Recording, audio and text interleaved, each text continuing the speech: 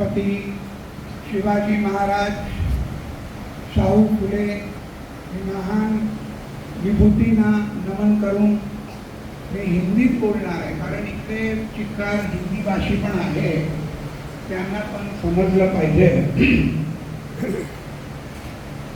हम सबकी लाडली बहना मोरस्कर जी,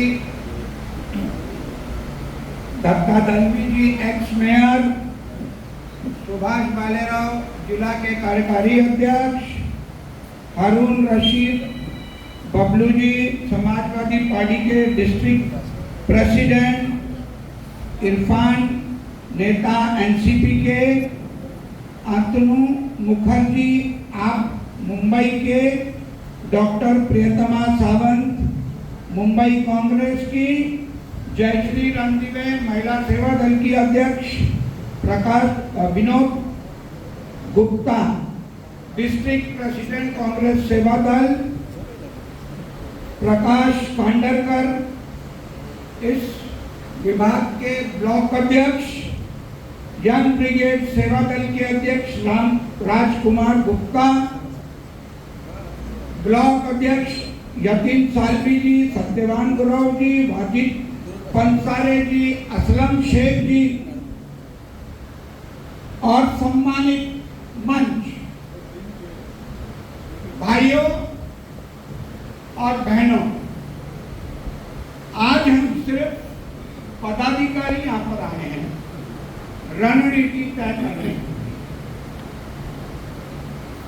ये कोई कांग्रेस के लिए चुनाव नहीं है, ये कोई शिवसेना के लिए चुनाव नहीं है, ये कोई शरद पवार जी की पार्टी के लिए चुनाव नहीं है, ये महाराष्ट्र की अस्मिता को बचाने का चुनाव है। हम लोग सभी दुखी हैं, आप जितने बैठे हैं, क्योंकि मुझे पता है मेरे घर में भी मेरी बीवी मुझे बोलती रहती है, टमाटर 150 रुपये हो गया, लहसुन 400 रुपये हो गया, लाडली बहना के नाम से 1500 रुपया दे के किचन का सब पैसा निकाल ली। अब मैं पूछना चाहता हूं, जो महाराष्ट्र की अस्मिता की बात की, लाडली बहना तो है, तो लाडले भाऊजी का रोजगार छीन के गुजरात में क्यों जा रहा है? अरे लाड़की बहना तो लड़की तब होगी, खुश तब रहेगी जब उसके घर में दौलत आएगी, उसका पति कमाएगा। अरे वो तो सब गुजरात में जा रहा है। हमारे जो मुख्यमंत्री जी हैं, वो मुख्यमंत्री की दिशा तो ऐसी हो गई है, 4 पतियों की पत्नी बन गए हैं। अब दिल्ली में 2 बैठे हैं, मोदी और अमित शाह, और महाराष्ट्र में 2 बैठे हैं, फडणवीस और अजित पवार। अब वो करें तो क्या करें? इसकी सुने, उसकी सुने, उसकी सुने।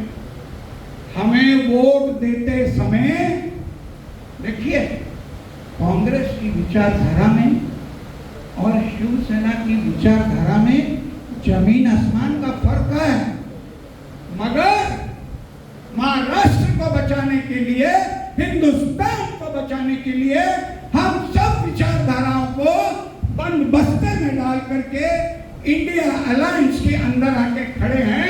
हिंदुस्तान बचेगा, महाराष्ट्र बचेगा तो हम बचेंगे। मतभेद हर घर में होते हैं, अगर मतभेद ना होते तो इतनी बड़ी महाभारत ना होती। उन मतभेदों को ताई आपको अच्छे लोगों को साथ में लेकर के मिटाना होगा।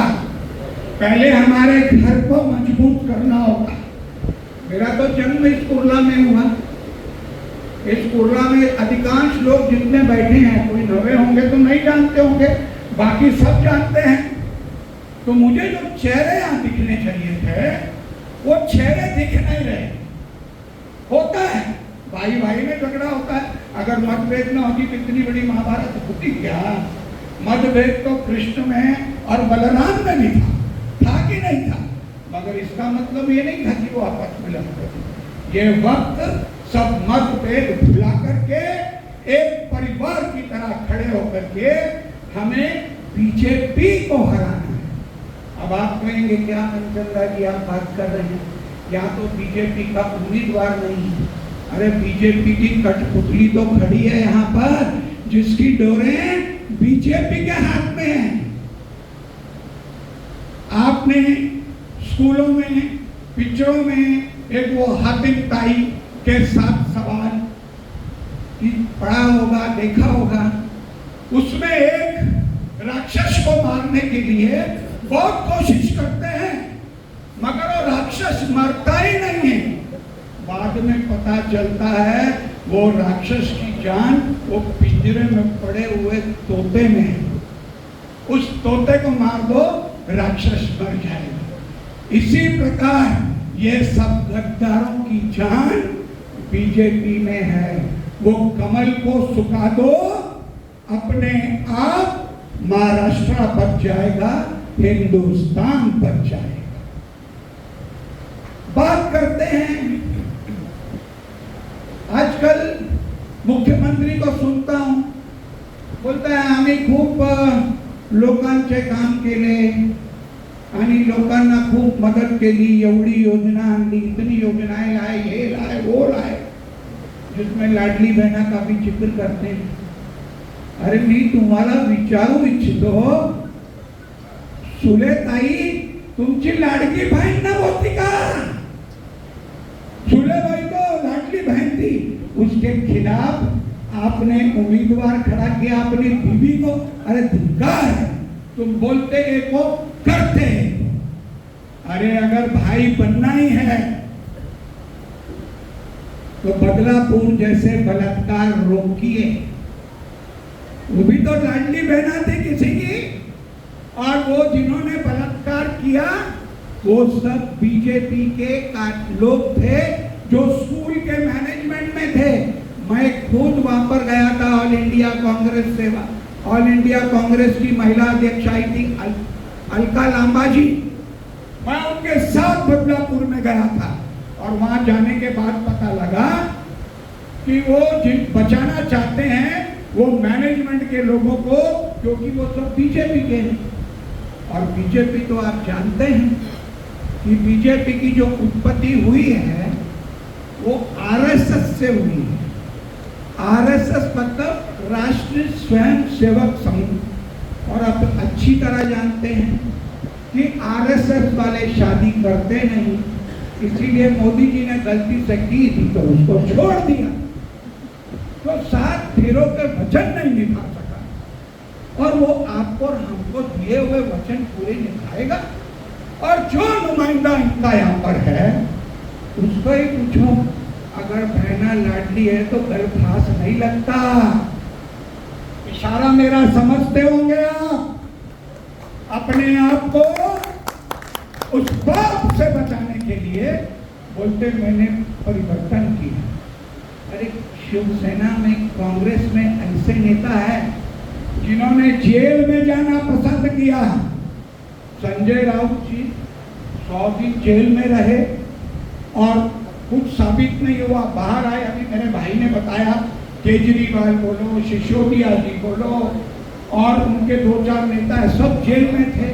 बाद में वो झुके और बाहर आए, वो डरे नहीं, झुके नहीं। मुझे आज भी याद है, जो स्थानीय आमदार है उसके पास मैं साबले नगर रेलवे कॉलोनी की गणपति का चंदा लेने जाता, तो चंदे का देने के लिए 1000 रुपया नहीं होता था। आज हर कुर्ला की बिल्डिंग में एक फ्लैट है। थोड़े दिन पहले तिलक नगर की एक लॉन्ड्री के अंदर मेरा एक परिचय लड़का बाहर निकला। मैं बोलता है मनचंदा साहब आप इधर कैसे? मैंने बोला ये लॉन्ड्री वाला मेरा दोस्त है, आया था तो इसको मिलने आया। तो तू कैसे अंदर से आया? बोलता है दिवाली लेकर के आया हूँ। मैंने अंदर जाके देखा दिवाली कौन दिवाली दे रहा है, तो देखा उनके लोग बैठे थे, लोगों को बुला करके नोट बांट रहे थे। अरे नोट बांटने से चुनाव नहीं जीता जाता, लोगों का दिल जीतने से चुनाव जीता जाता है। आदित्य ठाकरे जी ने मोटर कार का एक कारखाना लाया, बैटरी सोलर के ऊपर कारें चलने का उसका शिलान्यास किया, वो भी गुजरात में ले गए।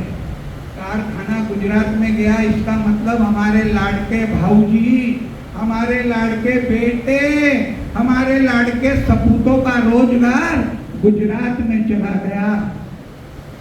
एयरबस का कार्यक्रम महाराष्ट्र में हुआ, वो प्रकल्प भी वो कोकण में होने वाला था, वो प्रकल्प भी गुजरात में चला गया। तो हिंदुस्तान को चलाने के लिए 4 गुजराती थे और अब महाराष्ट्र को चलाने के लिए भी गुजराती अपना बरसच को बनाना चाहते हैं, तो खरीदते हैं, तो बेचते हैं। अमित शाह और मोदी बेच रहे हैं, अदानी अंबानी खरीद रहे हैं। कुर्ला की ये मदर डेयरी वाली जमीन, इसके ऊपर करोड़ों का घोटाला हुआ है। मोहताई जब आप जीत के आएंगी, अगर आपने उस आवाज को बुलंद नहीं किया, उस खिलाफ आवाज नहीं उठाई, वो हमारे नेहरू नगर के भाइयों की जगह है, बहनों की जगह है, यहाँ के स्थानिक रहवासियों की जगह है। अगर उसके लिए आवाज नहीं उठाई तो हम सेवा दल वाले आपके दरवाजे के आगे भी धरना देके रखेंगे, ये आप सुन लीजिए। क्योंकि हम लोगों ने कई बार हमारे कांग्रेस के नेताओं के ऊपर भी धरना दिया। हमको जनता चुन के भेजती है, इस आशा के साथ, इस विश्वास के साथ कि अब हमारे बुरे दिन नहीं रहेंगे। अच्छे दिन आए ना आए, पर बुरे दिन नहीं रहेंगे। कम से कम उसका ध्यान आपको रखना है। बहुत सी बातें हैं, हमारी माताएं, हिंदुस्तान की परंपरा रही है कि हमारी बहनें, हमारी माताएं अपने पति की तनख्वाह में से, अगर पति बेवड़ा है, दारू पी के आता है, तो उसकी जेब काट के उसमें से कुछ पैसे निकाल के परिवार के लिए चावल के डब्बे में, गेहूं के डब्बे में, बर्तनों के अंदर छुपा करके रखती हैं। मोदी जी को मालूम नहीं किसने ये खबर दी। एक दिन आए, टीवी के ऊपर, भाई और बहनों, आज रात 12 बजे से 1000 का और 500 का नोट बंद। हम नोट बंद कर दिए काला धन लाने के नाम से। परंतु जो बहनें अपने बुरे वक्त के लिए बचत करती थी, वो सब पैसे उनके डेंगू खा गए। डेंगू मतलब दाल के अंदर ही सड़ गए। ये काम उन्होंने किया।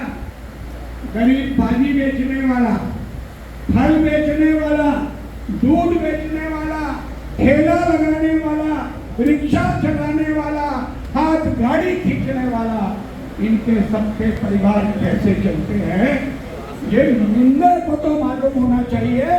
वो भी रिक्शा खींचते खींचते बाला साहब के आशीर्वाद से मुख्यमंत्री की कुर्सी तक पहुंचा। और ये पुरानी कहावत है, जिस सीढ़ी से आप ऊपर पहुंचो, जिस सीढ़ी से आप ऊपर पहुंचो, वो सीढ़ी हटा दो। और वो सीढ़ी हटा दी। वक्त आया है। देखिए, हम चाहे कांग्रेस पार्टी के हैं, मगर हम बाला साहब ठाकरे जी को नमन करते हैं। उनके लिए हमारे दिल में आदर है। ठीक उसी तरह जिस तरह हर शिव सैनिक के दिल में इंदिरा गांधी जी के लिए आदर था, हम उस महान विभूति को सच्ची श्रद्धांजलि देंगे। मैं तो आपसे यही कहूंगा, जीतने के बाद यहाँ मत मेरे लोग निकालिए। सब कार्यकर्ताओं को लेकर शिवाजी पार्क में बाला साहब ठाकरे जी की समाधि पे जाएंगे और उनको कहेंगे, आपके सपुत्र के साथ धोखा करने वाला, गद्दार करने वाले को हमने पराजित किया। इसमें कोई दो राय नहीं है। महाविकास आघाड़ी की सरकार बनेगी और वो बन के रहेगी। शाम दाम दंड भेद इस्तेमाल करेंगे, पैसे का जोर लगाएंगे, परंतु यहाँ पर भी कोई कमी नहीं है। और बहुत से वक्त वहाँ इन्होंने बहुत कुछ बोलना है। मैं भाई आपसे इतना ही कहूँगा, पहले तो अपन अपने घर के लोगों को रूठे हैं जो हमको मनाएं।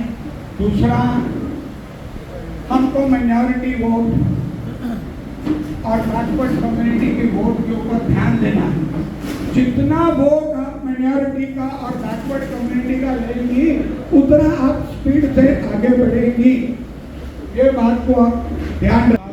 नगर रेलवे कॉलोनी, यहाँ पर मेरा बाल किला है। आपको जो भी वहाँ से मदद चाहिए हम करेंगे। सेवा दल की एक अच्छी टीम है जो आपसे बैठ के हम बात करेंगे। हम नुक्कड़ सभाओं का और रेलवे प्लेटफॉर्म्स के बाद मजमे जमाएंगे। जो कुछ मैंने अभी यहाँ पर जो कहा है वो 5% 2% कहने के लिए बहुत कुछ है, मगर समय की पाबंदी है। आप सब यहाँ आए,